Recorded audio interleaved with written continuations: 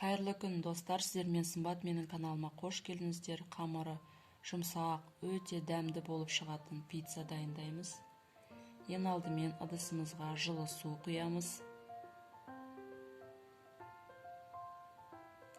2 шай қасық ашытқы саламыз.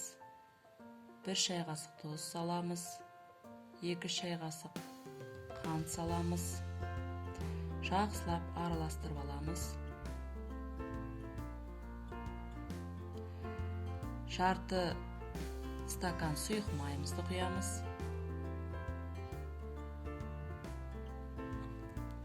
Електен өткізілген ұнымызды саламыз.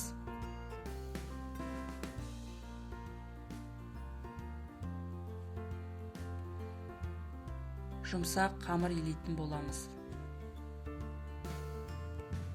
Қамырымызды салафанға салып, ашығанша жылы жерге қоямыз. Ендігі кезекте бізде соус дайындаймыз. 1 ас қасық кетчуп, 1 ас қасық майонез, қалауларыңызша дәмдеуіштер қоссаңыздар болады. Ашыған қамырымызды 2-ге бөліп, форманы майлап, қамырды қолмен жайып шығамыз. Пиццаның бетіне соусымызды жағамыз. Шұжық пен қызанақтарды орналастырып шығамыз. Салмасын өз қалауыңызша жасасаңыз болады.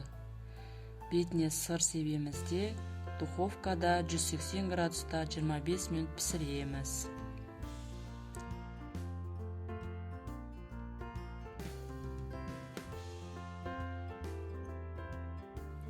Тез әрі оңай жасалатын пиццамен отбасыңызды қуантыңыз.